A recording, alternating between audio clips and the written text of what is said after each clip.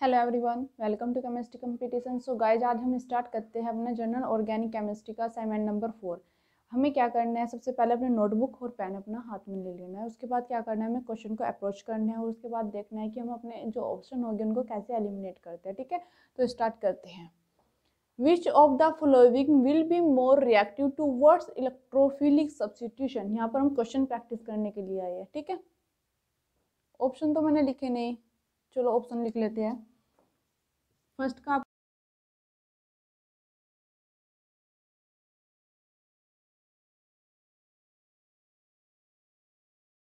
Okay, चलो इतने आपने देख ही लिया होगा। आपको क्या करना है, हुए आपके पास कुछ? चलो आओ अपने क्वेश्चन पर।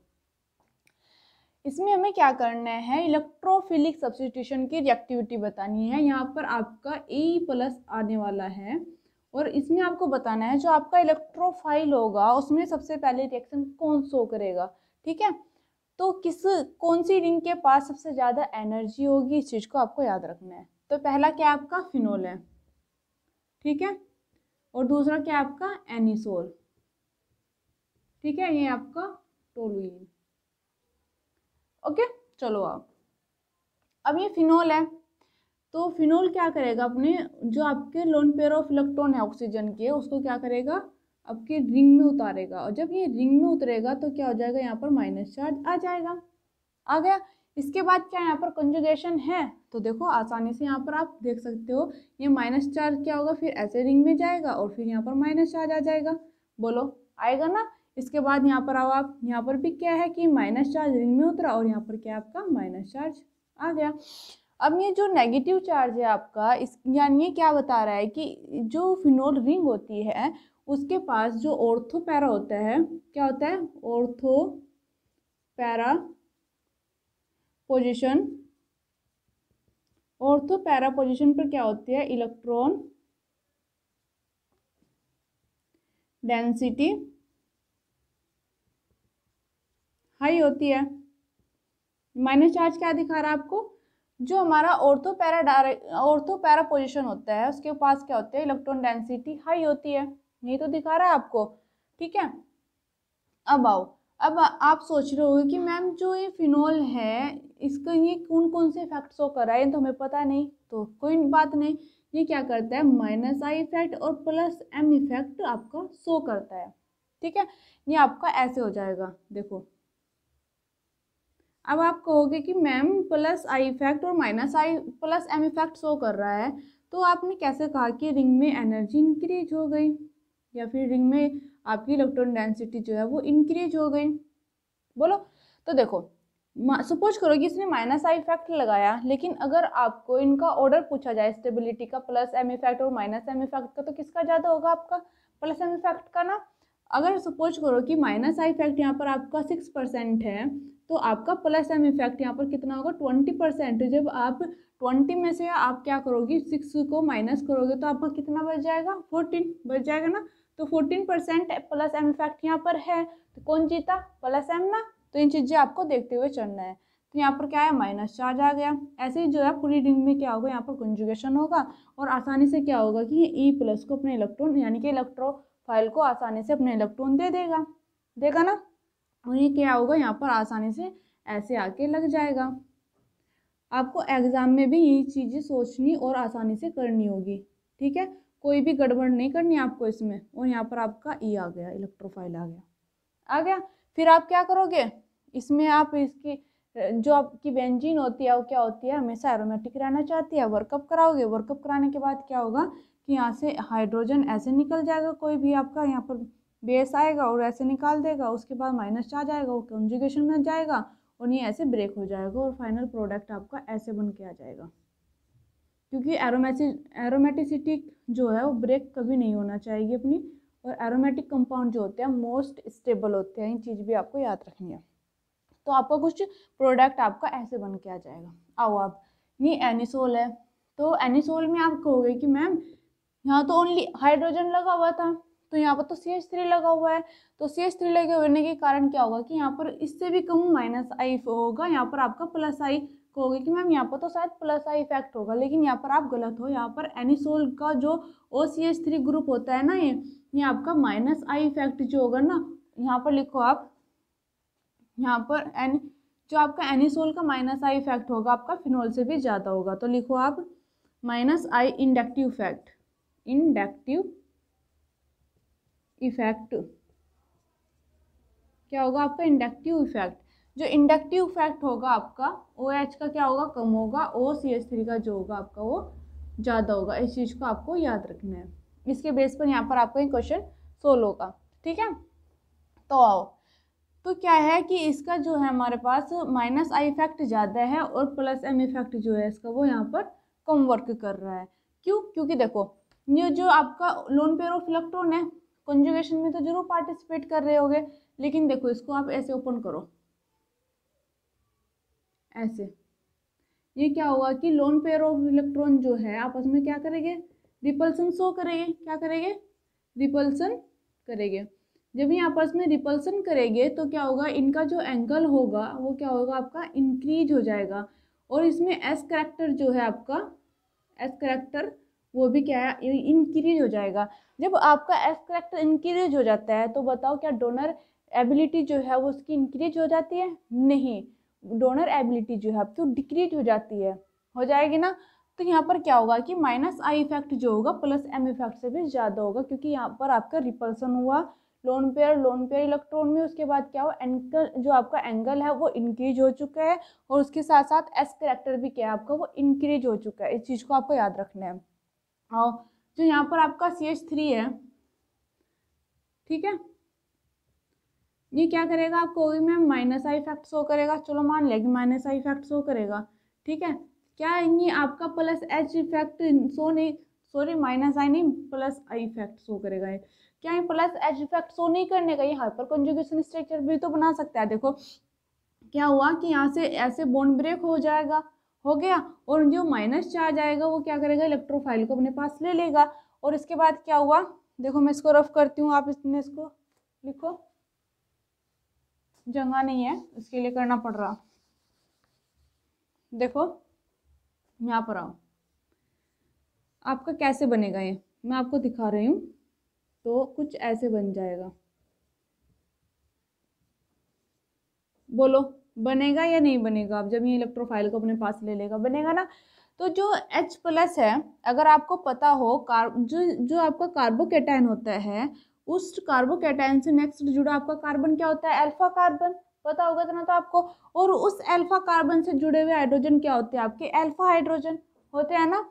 तो क्या हुआ कि यहाँ पर आपके 3 अल्फा हाइड्रोजन प्रेजेंट है ना। आपका क्या हुआ कि ये आपका हाइड्रोजन ऐसे ब्रेक हो जाएगा यहाँ से और H प्लस के रूम में ऐसे निकल जाएगा, ठीक है। और यहाँ पर कैसी स्ट्रक्चर बनेगी आपकी, देखो CH2 बन जाएगी ना, और यहाँ पर E हो जाएगा और यहाँ पर आपका ऐसे हो जाएगा। इसी तरह आपके ये तीनों के तीनों अल्फा हाइड्रोजन यहाँ से अलग अलग करके ब्रेक हो सकते हैं। तो यहाँ पर 3 अल्फा हाइड्रोजन आपके प्रेजेंट है और यहाँ पर आपका माइनस आई और प्लस एम था। तो इस अगर आपसे इनकी ऑर्डर की स्टेबिलिटी पूछी जाए, लिखो आप stability of order, stability of order, ठीक है। जो इनकी स्टेबिलिटी का ऑर्डर है आपका क्या हो जाएगा, प्लस एम इफेक्ट सबसे ज़्यादा स्टेबल होता है, फिर प्लस एच इफेक्ट, फिर आता है आपका माइनस आई इफेक्ट। यानी कि आपका मेसोमेरिक इफेक्ट सबसे ज़्यादा, फिर आपका हाइपर कंजुगेशन, फिर आपका आएगा इंडक्टिव इफेक्ट। तो यहाँ पर आपका हाइपर कंजुगेशन जो है वर्क करेगा। तो अगर आपसे स्टेबिलिटी का ऑर्डर पूछा जाए तो सबसे स्टेबल कौन होगा आपका, फिनोल। फिनोल आपका 1 है, तो 1 A में है आपका और C में है, इस वजह से B और D तो आपका कट हो गया। और यहाँ पर आपका एस करेक्टर ज़्यादा है, बल्कि यहाँ पर आपका हाइपर कंजुगेशन है। मेसोमेरिक इफेक्ट यहाँ पर आपका लो लगेगा इसके कंपैरिजन में एनिसोल का। तो आओ अब देखो आपका क्या होगा, आपका 3 देखो किस में पहले है, 3 आपका यहाँ पर है, 2 आपका यहाँ पर है, ये गलत हो जाएगा और C ऑप्शन जो है यहाँ पर आपका करेक्ट हो जाएगा, ठीक है। ऐसे ही कॉन्सेप्ट से आपको क्या करने हैं, अपने क्वेश्चन को अच्छे से सोल्व करके समझ के हल करना है, ठीक है। चलो नेक्स्ट चलते हैं और अच्छा सा क्वेश्चन लाते हैं आपके लिए। तो चलो नेक्स्ट क्वेश्चन है आपका, इसमें आपको क्या बताना है, पी के वैल्यू बतानी है, ठीक है। द पी के वैल्यू 4.87 है क्या आपकी, और एक की आपकी 4.20 है। सपोज करो इसकी क्या आपकी 4.87 7 है, नहीं हमें नहीं पता कितनी है, लेकिन हमें खुद बताना है वो किसकी है, टू द फ्लोइंग एसिड। ठीक है, तो बच्चों जो आपकी पीके वैल्यू होती है वो क्या होती है, एसिडिटी की इनवर्सली प्रोपोर्शनल होती है। इस चीज को आपको याद रखना है। क्या होता है, लिखो आप, पीके वैल्यू इनवर्सली प्रोपोर्शनल एसिडिटी। ठीक है, इन दो मॉलिक्यूल्स में से ए और बी में से जो भी आपका जितना ज़्यादा मोर एसिडिक होगा उसकी पीके वैल्यू उतनी ही कम होगी। अब आप कहोगे कि मैम हम कैसे पता लगाए कि कौन सा मोर एसिडिक है और कौन सा आपका लो एसिडिक है। ठीक है, आपको इतना तो पता होगा कि आपका जो sp2 sp3 वो क्या होता है, लिखो आप उसमें ऑर्डर लिखो आप, एसिडिटी ऑर्डर, क्योंकि उसी के बेस पर आपका यहाँ पर निकल सकता है। sp सबसे ज़्यादा एसिडिक होगा आपका, फिर sp2 और फिर आपका होता है sp3। ठीक है, अप्रोच करो यहाँ पर क्या आपके पास निकलता है। तो देखो यहाँ पर आपका क्या है, C डबल बॉन्ड OH आपका लगा हुआ है और उसके साथ यहाँ पर क्या है, कार्बन है और यहाँ से क्या है, पाई बॉन्ड आपका प्रेजेंट है। ये आपका B है और यहाँ आपका जो A है वो आपका कुछ ऐसे है कि यहाँ पर आपके बॉन्ड लगे हुए हैं ऐसे, यहाँ पर हाइड्रोजन है और यहाँ पर आपके तीनों ही आपके जो है हाइड्रोजन लगे हुए, सपोज कर लो आप, इसमें कोई बड़ी बात नहीं होती। और यहाँ पर आपका क्या है, OH है। ठीक है, अब क्या हुआ कि आपका यहाँ पर कोई बेस आया।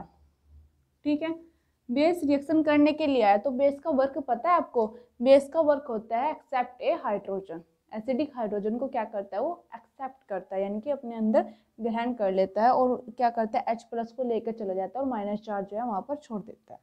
तो क्या हुआ कि जब ये बेस आया इसमें, तो इसके बाद क्या हुआ कि H+ के रूप में यहाँ से चला गया और ऑक्सीजन के पास क्या आया, आपका माइनस चार्ज आया। ठीक है, अगर आपको पता हो कि माइनस चार्ज जो है यहाँ पर कॉन्जुगेशन में जाएगा और इस माइनस चार्ज को स्टेबल करने के लिए अगर मैं इस कार्बन का हाइब्रिडाइजेशन निकालूँ तो क्या आएगा, sp2 आएगा। sp2 क्या होता है, प्लेनर होता है, हो गया। और इसका एंगल क्या होगा आपका, 120 डिग्री हो जाएगा। ठीक है, अब आओ यहाँ पर यहाँ पर क्या है कि यहाँ पर कोई बेस डला और उसके बाद जो है माइनस चार्ज आया और कॉन्जुगेशन में गया। ठीक है, और जो ये आपका यहाँ पर आपका जो कार्बन है क्या हाइब्रिडाइजेशन शो करेगा, आपका sp3। तो क्या हुआ है कि इसकी जो एसिडिटी हो जाएगी वो sp2 है आपका और यहाँ पर क्या आपका sp3 है। sp2 होने के बाद क्या होगी, वो यहाँ पर आपका प्रॉपर कॉन्जुगेशन भी तो हो सकता है आपका। ऐसे क्या होगा कि आपका ये माइनस चार्ज यहाँ पर है तो यहाँ पर भी आ सकता है, तो क्या हुआ, ऐसे ही आपका यहाँ पर क्या है, sp2 है और यहाँ पर क्या आपकी sp3 है। इतना तो मानते हो आप।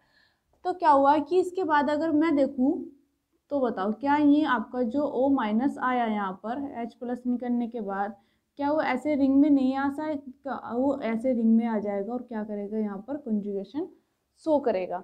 और जब यहाँ पर आपका प्रॉपर कॉन्जुगेशन होगा तो उसके बाद बताओ क्या इसकी एसिडिटी आपकी इंक्रीज होगी, आपकी डिक्रीज होगी, इंक्रीज होगी ना। तो इसकी एसिडिटी जो है आपकी A की ज़्यादा होगी। एसिडिटी ऑर्डर लिखो आप, लिखो एसिडिटी ऑर्डर, इस चीज को आप याद रखना है। एसिडिटी ऑर्डर में आपका जो होगा B ज़्यादा होगा, A आपका कम होगा। ठीक है, अगर इसका नाम आपसे पूछा जाए तो ये है हमारा बेंजोइक एसिड। क्या हमारा बेंजोइक एसिड है। ठीक है, तो बेंजोइक एसिड की जो होगी एसिडिटी ज़्यादा होती है इन कंपैरिजन दिस।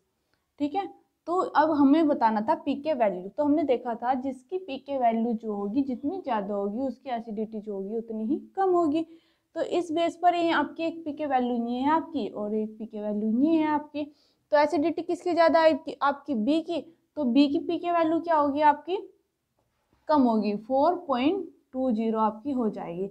और पीके वैल्यू किसकी ज़्यादा होगी, जिसकी एसिडिटी आपकी कम होगी। इस बेस पर आप निकाल लेते हो। अगर आपको पीके वैल्यू गिवन है तो आपको क्या देखना है कि कौन सा मॉलिक्यूल हमारा कितना एसिडिक होगा। और एसिडिक के लिए आपको क्या देखना है कि H+ निकलने के बाद जो हमारा माइनस चार्ज बचा है वो कितना ज़्यादा स्टेबल है, वो कितना ज़्यादा कॉन्जुगेशन में है। वो जितना ज़्यादा कॉन्जुगेशन में होगा माइनस चार्ज जो होगा आपका उतना ही स्टेबल होगा। ठीक है, ये कॉन्सेप्ट आपको हर एक रूल में, हर एक क्वेश्चन में फॉलो करना है। ठीक है, उतारो, नेक्स्ट चलते हैं फिर। तो चलो नेक्स्ट क्वेश्चन निकालते हैं हम अपना। इसमें हमें क्या पूछा गया है, which benzene ring is a more nucleophile. इसमें पूछा गया है कि आपके पास जो दो बेंजीन रिंग है इसमें से कौन जो है सबसे ज़्यादा न्यूक्लियोफाइल का वर्क करेगी। पहले आपको पता होना चाहिए कि न्यूक्लियोफाइल का मीनिंग क्या होता है। ये होता है आपका न्यूक्लियस लविंग, ठीक है। यानी कि आपको न्यूक्लियस क्या होता है, जहाँ पर आपका प्लस चार्ज जो है वो आपका प्रेजेंट होता है, वो क्या होता है आपका न्यूक्लियस लविंग होता है। ओके, अब आपका यहाँ पर क्या आया, ई प्लस आया। ई प्लस यानी कि इलेक्ट्रॉन की कमी वाला कोई भी आपके पास मॉलिक्यूल आया इलेक्ट्रोफाइल, जिसको हम क्या बोलते हैं, इलेक्ट्रोफाइल, ठीक है। और ये क्या करता है कि जहाँ से भी इसको इलेक्ट्रॉन मिलेगी वो वहाँ से एक्सेप्ट कर लेगा। ओके, अब आओ, ये आपका यहाँ पर क्या है, एनिलीन है। एनिलीन क्या करेगा, रिंग में अपना इलेक्ट्रॉन उतारेगा और ऑर्थो पैरा डायरेक्टिंग का वर्क करेगा, क्योंकि ऐसे कॉन्जुगेशन यहाँ पर आपका प्रॉपर तरीके से आपको यहाँ पर कॉन्जुगेशन प्रेजेंट है ना। आओ, तो यहाँ पर क्या हुआ कि 100% के 100% जो इलेक्ट्रॉन है आपके नाइट्रोजन के वो कहाँ गए, रिंग के अंदर गए। तो रिंग के अंदर क्या हुआ, इलेक्ट्रॉन डेंसिटी जो है हाई हो गई, इतना तो मानते होगे आप। चलो आओ, अब क्या है, क्या आपके यहाँ पर प्रॉपर रिंग के अंदर इलेक्ट्रॉन आएंगे, बताओ आप ही, आएंगे या नहीं आएंगे। देखो ध्यान से देखो, जो ये ऑक्सीजन है यहाँ पर क्या करेगा, जब इलेक्ट्रॉन जो है सारे ऑक्सीजन की साइड आ जाएगा, पाई बॉन्ड ब्रेक हो जाएगा, तो क्या ये ऐसे कॉन्जुगेशन नहीं करेगा। जब एक एटम जो है आपका टू साइड अपने इलेक्ट्रॉन को कॉन्जुगेशन में देता है, सपोज करो हाफ इधर दिए हाफ इधर दिए, 50% आपका इधर आ गया और 50% आपका जो है इधर आ गया, तो ऐसे जो आपकी ऐसी मॉलिक्यूल हो गए, यानी कि ऐसा जो कॉन्जुगेशन होगा उसको क्या बोले, क्रॉस कॉन्जुगेशन। क्या बोलेगा वो यहाँ पर आपका क्रॉस कॉन्जुगेशन, ठीक है। और ये जो आपका एक ही साइड जो प्रॉपर कॉन्जुगेशन है, ये क्या हो जाएगा आपका लीनियर कॉन्जुगेशन, ठीक है। अगर आपसे कॉन्जुगेशन की स्टेबिलिटी पूछे ना कोई, तो लिखो आप stability of conjugation, stability of conjugation लिखो। तो जो आपका यहाँ पर लीनियर होगा ना, लीनियर कॉन्जुगेशन जो होगा आपका, more stable then cross conjugation. अगर सपोज करें कि आपके पास ऐसी कोई क्वेश्चन आ जाए जिसमें आपसे पूछा जाए कि कॉन्जुगेशन तो हो रहा है, लेकिन आप बताओ कि कौन से वाले मॉलिक्यूल में जो कॉन्जुगेशन हो रहा है वो कौन सा स्टेबल होगा, तो आपको देखना है कि अगर प्रॉपर एक ही साइड आपका कॉन्जुगेशन है 100%, तो आपका लीनियर कॉन्जुगेशन है। अगर एक एटम के जो आपके लोन पेयर ऑफ इलेक्ट्रॉन या माइनस चार्ज जो है दो पार्ट में डिवाइड हो रही है, तो वहाँ पर क्या होगा, आपका क्रॉस कॉन्जुगेशन है। और स्टेबल कौन होगा, आपका लीनियर, और जो आपका उससे कम होगा वो होगा आपका क्रॉस कॉन्जुगेशन, ठीक है।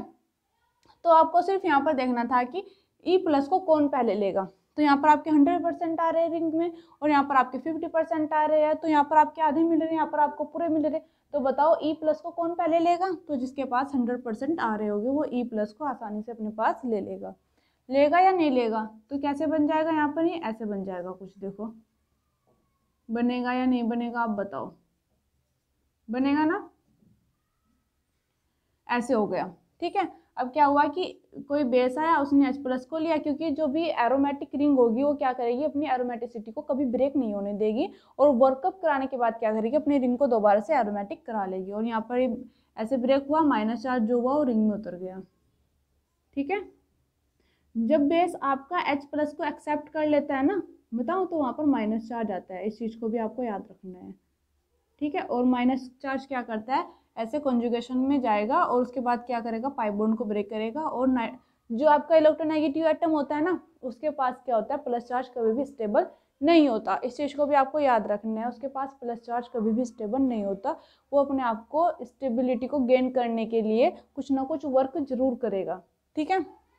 अगर अब आपका ए और बी में से इसको ए कह दो और इसको बी कह दो, तो कौन सबसे पहले मोर न्यूक्लियोफाइल होगा, ए, और बी जो होगा आपका वो कम हो जाएगा, ठीक है।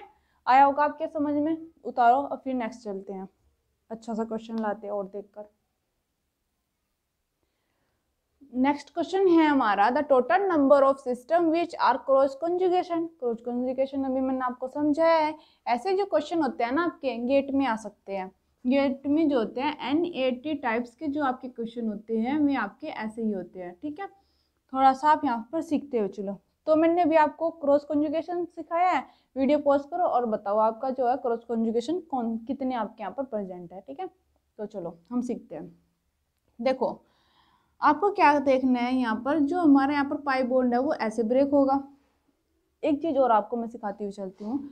आप सोचोगे कि मैम आप कार्बन से ऑक्सीजन की तरफ ही अपने जो होगा बॉन्ड को ब्रेक क्यों करते हो, तो बताऊं, जो आपकी इलेक्ट्रोनेगेटिव एटम्स होता है ना उसके पास क्या होता है, माइनस चार्ज स्टेबल होता है। लिखो आप, electronegative atoms minus charge are more stable, ठीक है। तो यहाँ पर क्या होगा कि इलेक्ट्रोनेगेटिविटी अगर हम देखें तो ऑक्सीजन की ज़्यादा होगी कार्बन से, बिल्कुल होगी।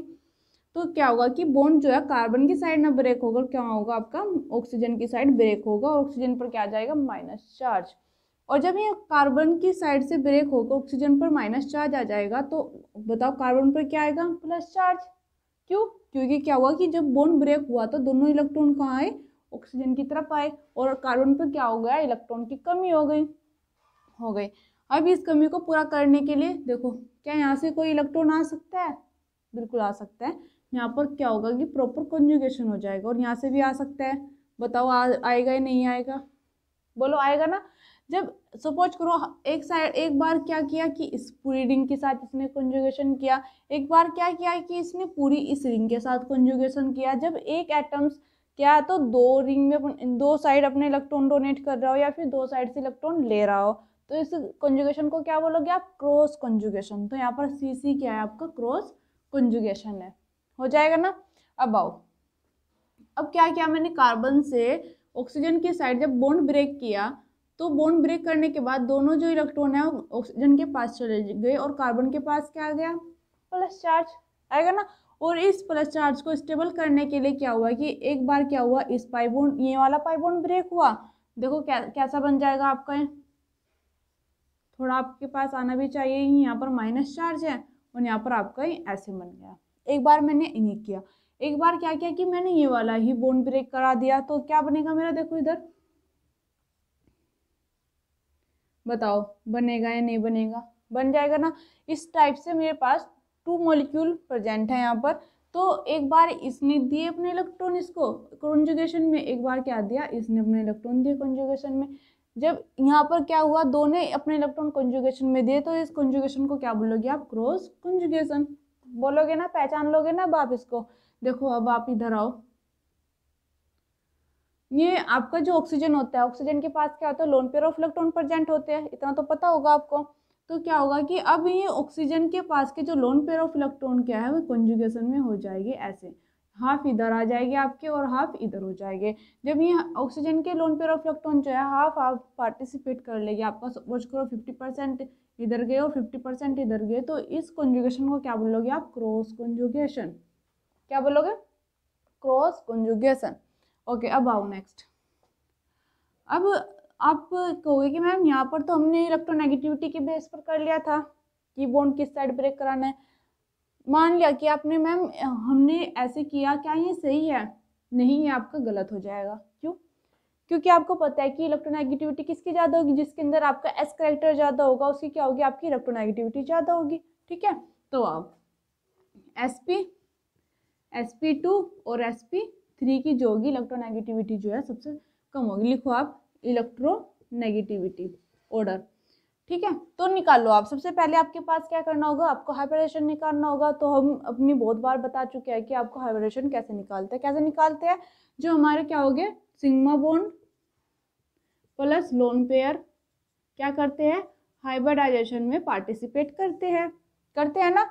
तो यहाँ पर देखो, अब आपको क्या करना है, सिर्फ आपको काउंट करना है कि आपका यहाँ पर कौन सा वाला हाइब्रिडाइजेशन प्रेजेंट है, तो दिखाओ। तो यहाँ पर कोई लोन पेयर ऑफ इलेक्ट्रॉन तो प्रेजेंट नहीं है, लेकिन क्या है, यहाँ पर आपके सिग्मा बॉन्ड प्रेजेंट है। जो आपका पाई बॉन्ड होता है, एक पाई बॉन्ड के अंदर क्या होता है आपका, देखो एक पाई बॉन्ड के अंदर आपका एक पाई बॉन्ड एंड एक सिग्मा बॉन्ड आपका प्रेजेंट होता है। बोलो होता है या नहीं होता है? होता है ना। तो इसके बाद क्या होगा कि इसका जब आप हाइब्रिडेशन निकालोगे ना इस पाई बॉन्ड का, तो आपका क्या निकलेगा, आएगा sp2। और जब इसका निकालोगे सिग्मा सिग्मा, क्योंकि एक ट्रिपल बॉन्ड के अंदर क्या होता है, 2 पाई होते हैं और एक सिग्मा होता है, तो ये वाला सिग्मा और ये सिग्मा, तो क्या आ जाएगा sp। तो जो जितना ज़्यादा इलेक्ट्रोनेगेटिव होगा उसकी साइड क्या होगी, हमारे जो इलेक्ट्रॉन होगा वो ब्रेक करेगा। देखो ये तो ज़्यादा ही आपका खिचड़ी सी हो गई। देखो आप दोबारा से बना लेंगे, इतना आप समझ ही गए होगे। तो सर्दी का मौसम है, जैसे कि आजकल तो आप खिचड़ी भी काफ़ी खा रहे होगे या नहीं। तो क्या हुआ कि हमारा इलेक्ट्रॉन इस साइड ब्रेक होगा, ठीक है। एक बार इस साइड ब्रेक हो जाएगा और सपोज करो कि एक बार क्या हो जाएगा, हमारा इस साइड ब्रेक हो जाएगा। मान गए आप इतना। और इस कंजुगेशन को क्या बोलोगे आप, क्रॉस कंजुगेशन। क्या बोलोगे, क्रॉस कंजुगेशन, ठीक है। और नेक्स्ट है हमारा ये मॉलिक्यूल। अब बताओ क्या यहाँ पर क्रॉस कंजुगेशन है आपका, बिल्कुल है, क्योंकि सपोज करो कि आपने 50% इधर दिया, क्रॉस कंजुगेशन में लोन पेयर ऑफ इलेक्ट्रॉन 50% आपके इधर आ गए, तो बोलो क्रॉस कंजुगेशन तो है आपका यहाँ पर प्रेजेंट, है ना। अब नेक्स्ट डाउन, ऑक्सीजन के पास क्या होता है, loan pair of electron present होता है। एक साइड क्या हुआ कि आपका ऑक्सीजन यहाँ पर माइनस चार्ज स्टेबल हो गया, एक बार क्या हुआ कंजुगेशन की वजह से आपका यहाँ पर कार्बन पर माइनस चार्ज आ गया, आ जाएगा ना। तो यहाँ पर भी क्या हो जाएगा, आपका क्रॉस कंजुगेशन प्रेजेंट हो जाएगा। अब यहाँ पर आओ, क्या यहाँ पर आपका क्रॉस कंजुगेशन है, मुझको तो नहीं दिख रहा, आप बताओ आपको दिख रहा है? नहीं, ये क्या है आपका लीनियर कंजुगेशन है। क्या हो जाएगा आपका लीनियर कंजुगेशन। अब ये आपको टोटल बताना है कि क्रॉस कंजुगेशन आपके कितने प्रेजेंट है, काउंट करो, 1 2 3 4 5 और 6, यही है या इससे ज़्यादा है आपके, यही है ना। तो आप लिख लेना यहाँ पर 6। ये आपका गेट में आ सकते हैं ऐसे क्वेश्चन NET में, ठीक है। उतारो, नेक्स्ट सीखते हैं हम। नेक्स्ट क्वेश्चन है आपका, विच of the flowing carbocation will be more stable. ये 2 कार्बोकेटाइन है आपके, ठीक है। इनमें आपको बताना है कि कौन सा कार्बोकेटाइन जो है मोर स्टेबल है। तो आप किसके बेस पर बताओगे, बताओ। ये A आपका ज़्यादा स्टेबल है या B है। तो देखो आपको यहाँ पर कौन सा रूल फॉलो करना होगा, हाइब्रिडाइजेशन रूल, हाइपर कंजुगेशन। क्या करोगे, हाइपर कंजुगेशन, ठीक है। और हाइपर कंजुगेशन में कौन से बॉन्ड आपके पार्टिसिपेट करते हैं, आपके वीक बॉन्ड, ठीक है। एक क्या है आपका कार्बन और कार्बन का बॉन्ड है, देखो यहाँ पर है या नहीं है, यहाँ पर कार्बन और कार्बन, एक आपका कार्बन कार्बन का बॉन्ड है और एक आपका क्या है कार्बन और आपका क्या है यहाँ पर सिलिकॉन का बॉन्ड है, कार्बन और सिलिकॉन का बॉन्ड है, ठीक है। अब आपको मैं बताऊं, जब 2 एटम्स आपके एक जगह प्रेजेंट हो, उसमें आपको क्या देखना है, इलेक्ट्रोनेगेटिविटी देखनी है और एक क्या देखना है, ओवरलैपिंग में आपके कौन से ऑर्बिटल में प्रेजेंट हो गए। अब पास होने के कारण उनमें क्या स्ट्रॉन्ग ओवरलैपिंग है या नहीं है। जो आपका कार्बन कार्बन का बॉन्ड होता है क्या होता है आपका स्ट्रॉन्ग बॉन्ड होगा, क्या हो जाएगा आपका ये स्ट्रॉन्ग बॉन्ड हो जाएगा, ठीक है। अब देखो आप सोचो मैम ये सिलिकॉन का बॉन्ड कहाँ होगा, तो जो आपकी कार्बन फैमिली होती है ना उसी में क्या होता है सिलिकॉन भी आपका प्रेजेंट होता है। देखो आप इस ऑर्डर इनमें आपको एक ट्रिक बताऊंगी, उस ट्रिक को क्या करना है आपको याद करना है। तो क्या होगा आपका क सी गे सन पब, क्या आ जाएगा आपका का सी गे सन पब, यानी कि क्या होगा आपका यहाँ पर आपके अगर ये 2p में है लास्ट इलेक्ट्रॉन इसका, तो यहाँ पर किस में आएगा 3p और यहाँ पर 4p 5p एंड आपका क्या आ जाएगा 6p आ जाएगा ना। तो यहाँ पर ऐसे हो जाएगा आपका 2 इलेक्ट्रॉन यहाँ पर आपके ऐसे प्रेजेंट है। अगर मैं यहाँ पर देखूँ एनर्जी ऑर्डर, तो यहाँ पर कार्बन कार्बन की एनर्जी कम होगी और स्टेबिलिटी क्या होगी ज़्यादा होगी, और इसके बाद ओवरलैपिंग भी क्या होगी आपकी कार्बन कार्बन की ओवरलैपिंग जो होगी आपकी 2p ओवरलैपिंग आपकी स्टेबल ओवरलैपिंग होगी। बोलो होगी या नहीं होगी, होगी ना। इसके बाद किसकी एनर्जी होगी ज़्यादा आपकी कार्बन और सिलिकॉन की, और कार्बन और सिलिकॉन के बाद किसकी एनर्जी होगी आपकी कार्बन और Ge की आपकी, ओके। और फिर आएगी आपकी कार्बन एंड Sn, फिर आपकी कार्बन एंड Pb यानी कि लेड की होगी, ठीक है। हाई एनर्जी होने के कारण क्या होगा, ये सबसे लो स्टेबल होगा। तो यहाँ पर आपका कार्बन कार्बन बॉन्ड है और यहाँ पर आपका क्या है, कार्बन और सिलिकॉन बॉन्ड है, जहाँ पर आपका 3p एंड 2p ओवरलैपिंग यहाँ पर आपकी हो रही है और यहाँ पर क्या आपकी 2p ओवरलैपिंग हो रही है। तो यह क्या हुआ कि यहाँ से जब मैं अपना बॉन्ड ब्रेक कराऊंगी, ठीक है, कार्बन का, तो आसानी से ब्रेक नहीं हो पाएगा। क्यों? क्योंकि यहाँ पर आपकी स्टेबल ओवरलैपिंग है और यहाँ पर क्या आपकी थोड़ी कुछ वीक ओवरलैपिंग है। उस कारण क्या होगा कि सिलिकॉन जो है अपने इलेक्ट्रॉन जो है कार्बन को ऐसे देकर चला जाएगा और आपका ऐसे निकल जाएगा ये प्लस। और जब ये आपका प्लस माइनस आपस में जुड़ेगा तो क्या बनेगा, CH2 पाई बॉन्ड CH2 बनाएगा, नहीं बनाएगा। तो अगर आप carbocation is the most stable, देखो जो आपका कार्बोकेटाइन को जितनी जल्दी इलेक्ट्रॉन दे देगा पीछे से एटम या मॉलिक्यूल आपका, तो क्या होगा, इतना ही स्टेबल हो जाएगा आपका कार्बोकेटाइन। ठीक है, तो यहाँ पर आपका जो है ए जो है मोर स्टेबल है और बी जो है आपका लेस स्टेबल है। और ये चीज़ आपको हर एक जगह देखनी है, जब भी आप कहीं से भी बॉन्ड ब्रेक कराओगे तो आपको देखना है कि इनकी ओवरलैपिंग में कितना डिफरेंस है, ठीक है, या फिर इनकी इलेक्ट्रोनेगेटिविटी में कितना डिफरेंस है। जो जितना ज़्यादा जो आपकी ओवरलैपिंग होगी वो जितना ज़्यादा डिफरेंस क्रिएट करेगी, वो बॉन्ड उतना ही वीक होगा और उतना ही आसानी से ब्रेक हो जाएगा। ठीक है, तो उतारो, फिर नेक्स्ट सीखते हैं। चलो नेक्स्ट क्वेश्चन पे चलते हैं हम। इसमें हमें क्या पूछा गया है, increasing order of following benzene nucleus two of forward electrophile. ठीक है, इसमें पूछा गया है कि जो बेंजीन है उसमें जो आपका इलेक्ट्रोफाइल आने वाला है कोई बेंजीन, इनमें से आपके 4 बेंजीन में से आपकी ऐसी कौन सी बेंजीन होगी जो जल्दी से इलेक्ट्रोफाइल को अपनी साइड ले लेगी। तो बच्चों यहाँ पर क्या है, आपकी 2 अप्रोच वर्क करेगी, लेकिन आपको देखना है कि कौन सी अप्रोच जो होगी आपकी वहाँ पर स्टेबल होगी। ठीक है, तो फर्स्ट अप्रोच जो है बच्चा सबसे पहले क्या लगाएगा कि प्लस आई इफेक्ट लगाएगा, मैं भी लगाती थी।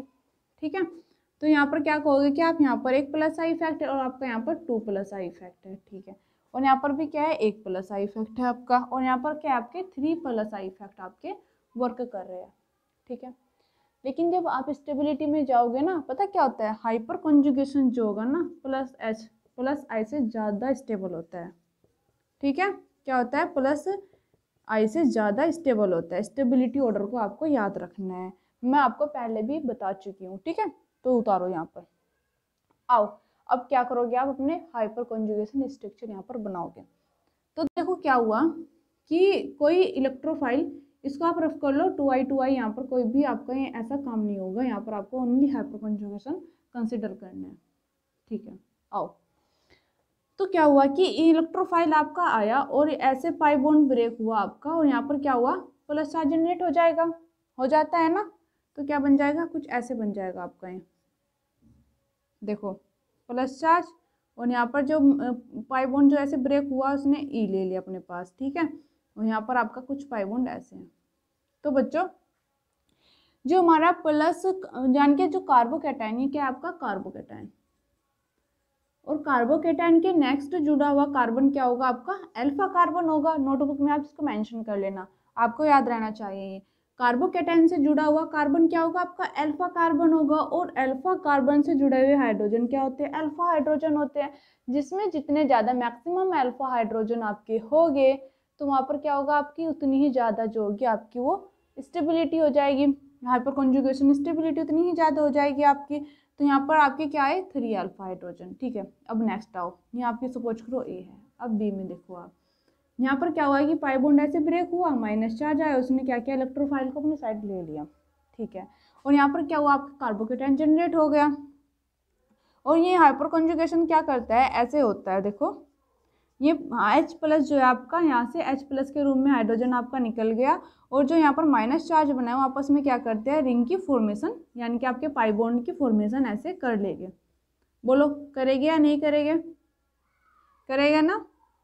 और ये ऐसे पाई बॉन्ड बना लेंगे और यहाँ पर H2 आपका ऐसे हो जाएगा। सभी में आपका अगर हाइपर कॉन्जुगेशन प्रेजेंट है ना तो सभी में हो जाएगा। और जितने आपके अल्फा हाइड्रोजन होते हैं ना उतनी क्या होती है, आपकी हाइपर कॉन्जुगेशन स्ट्रक्चर भी आपकी होती है। यहाँ पर 3 हाइपर कॉन्जुगेशन स्ट्रक्चर आपकी बन के आएगी। ठीक है, तो यहाँ पर क्या है, कार्बोकेटाइन है, और इस कार्बोकेटाइन से जुड़ा हुआ कार्बन क्या आपका अल्फा कार्बन, और उससे कितने हाइड्रोजन जुड़े हुए, डायरेक्ट ओनली 1 हाइड्रोजन। तो यहाँ पर क्या हुआ, 1 अल्फा हाइड्रोजन आपका प्रेजेंट है, और यहाँ पर क्या आपके 3 अल्फा हाइड्रोजन आपके प्रेजेंट है ना। अब आओ देखो, यहाँ पर आपने ऐसे इसे ब्रेक किया और ई प्लस के पास क्या हुआ, यहाँ के जो लोन पेयर ऑफ इलेक्ट्रॉन यानी कि माइनस चार्ज था वो उसने ई प्लस को एक्सेप्ट कर लिया।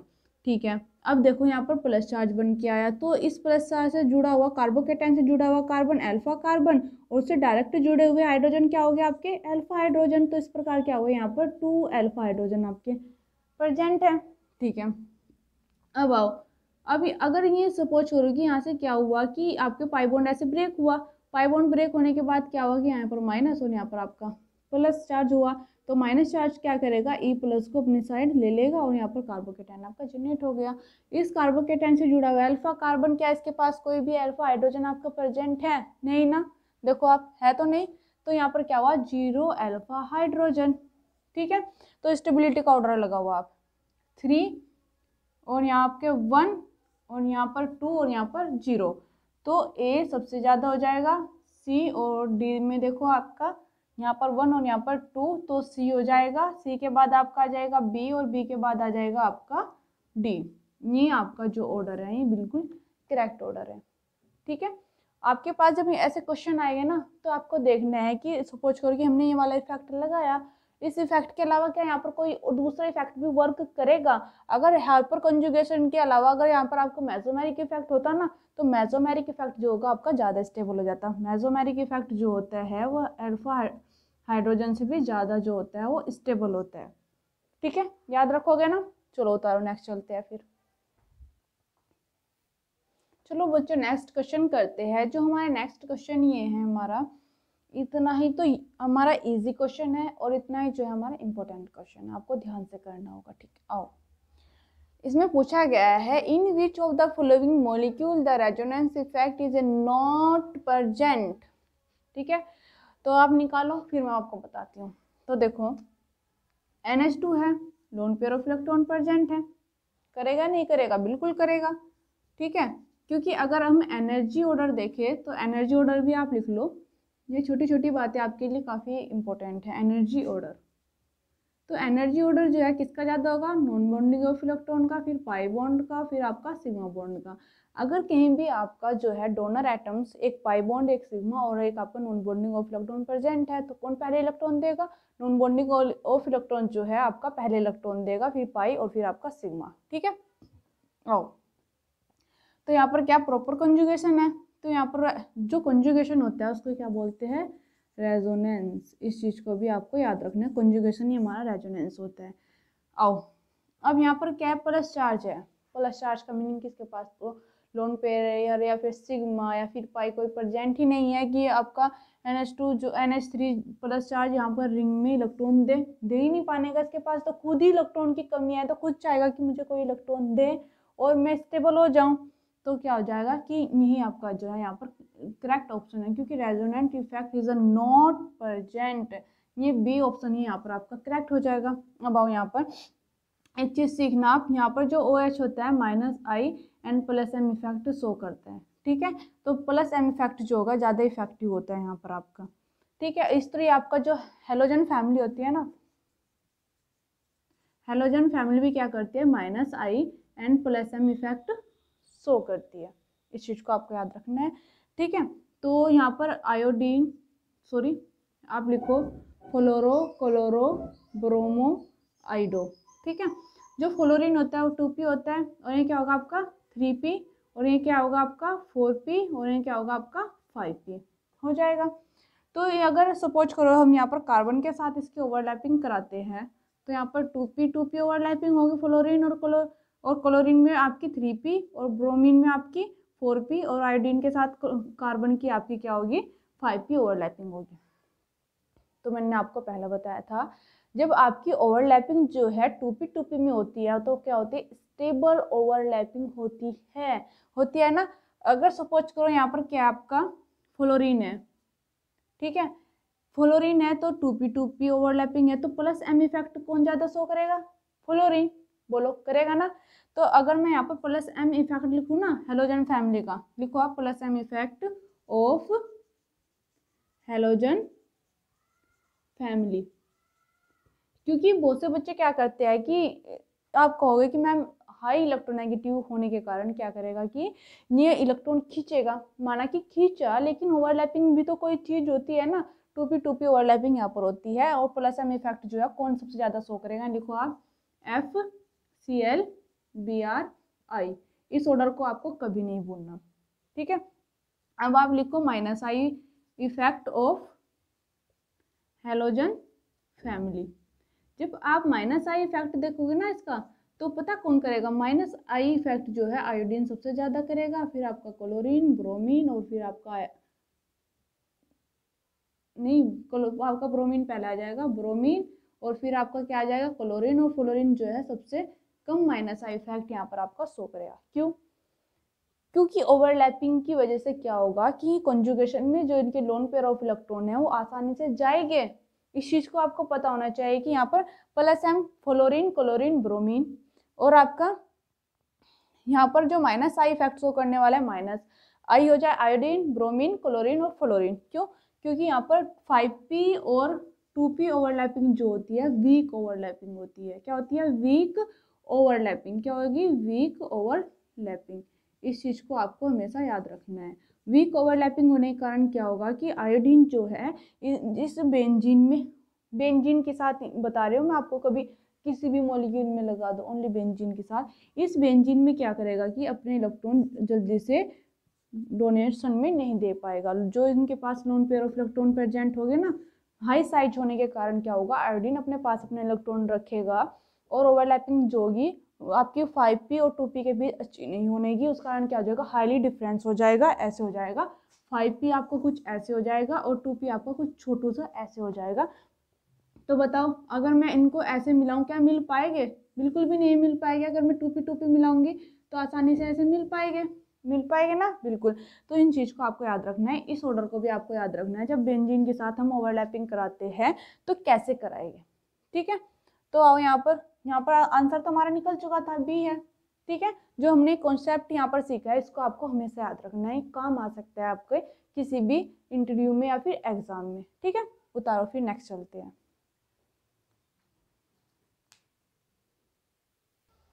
अब तो चलो गाइज हमारा नेक्स्ट क्वेश्चन रहता है, arrange the following electrophile in the increasing order of electrophilicity. इसमें हमें देखना है कि हमारा जो इलेक्ट्रोफाइल है वो कौन सा जो है सबसे ज्यादा इलेक्ट्रोफाइल है, कौन जो है सबसे ज्यादा इलेक्ट्रोफिलिसिटी शो करेगा, यानी कि कौन चाहेगा कि मेरे पास सबसे ज्यादा इलेक्ट्रॉन जल्दी से जल्दी आ जाए। तो इसको क्या बोलते हैं, टेंडेंसी टू लव इलेक्ट्रॉन, यानी कि कौन सबसे ज्यादा जो है इलेक्ट्रॉन से प्यार करता होगा। जिसके पास जितनी ज्यादा इलेक्ट्रॉन की कमी होगी वही तो चाहेगा कि मेरे पास इलेक्ट्रॉन आए, या नहीं। अब सपोज करो कि आपके पास कुछ पढ़ना नहीं आ रहा हो, आप उसको सीखना चाह रहे हो, और आपको कोई सोर्स मिल जाए कि यहाँ से मुझे अच्छा सीखने को मिल रहा है, तो आप चाहोगे ना कि मैं उसको अच्छे से एब्जॉर्ब कर पाऊँ, क्या नहीं। तो यही चीज यहाँ पर है आपकी। देखो आओ फर्स्ट पर आपका ए में आओ, आप ए बी और ये क्या आपका सी है, ठीक है। जो यहाँ पर NO2 है ये कहाँ पर है आपको पता है, जो N2 है, N2 की जो आपका नेक्स्ट ये आपका कार्बन है, ये क्या होगा आपकी ऑर्थो पोजिशन। क्या होगी आपकी ऑर्थो पोजिशन, ठीक है। और ये क्या हो जाएगी आपकी मेटा पोजिशन, ठीक है। और ये क्या होगी आपकी पैरा, ये भी आपको पता होनी चाहिए, पैरा पोजिशन। और ये फिर आपकी मेटा, और ये फिर आपकी क्या होगी ऑर्थो पोजिशन, ठीक है। अगर ये NO2 जो है आपकी ऑर्थो पोजिशन पे होता तो NO2 कौन सा इफेक्ट शो करता है, -M एंड -I, तब क्या करता है -M इफेक्ट शो करता। लेकिन मेटा पोजिशन पर क्या होता है आपका मेसोमेरिक इफेक्ट वर्क नहीं करता। क्या होगा, mesomeric effect only show the ortho and para position. इस चीज को आपको याद रखना है हमेशा के लिए, ठीक है। और जो आपका इंडक्टिव इफेक्ट होगा, लिखो आप इंडक्टिव इफेक्ट आपका कहाँ होता है, आपका होता है ortho, para and Meta all position.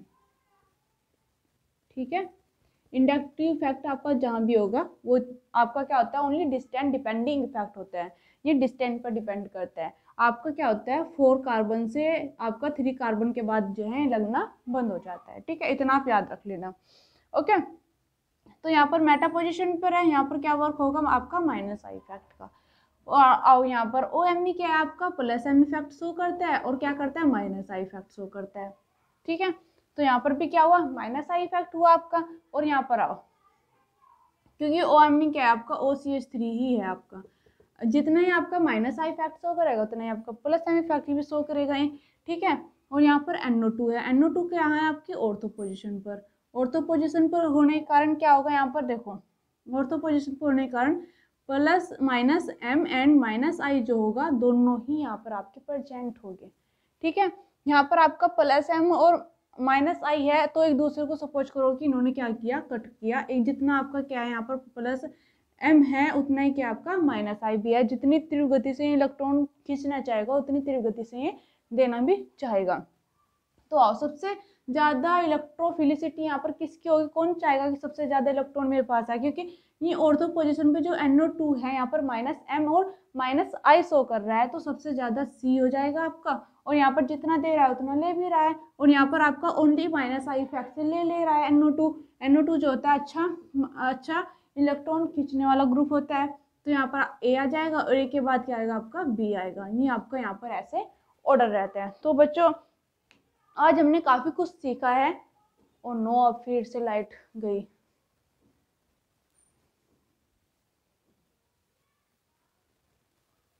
तो बच्चों लाइट जा चुकी है, अब हम कल पढ़ेंगे, तब तक के लिए हैप्पी लर्निंग।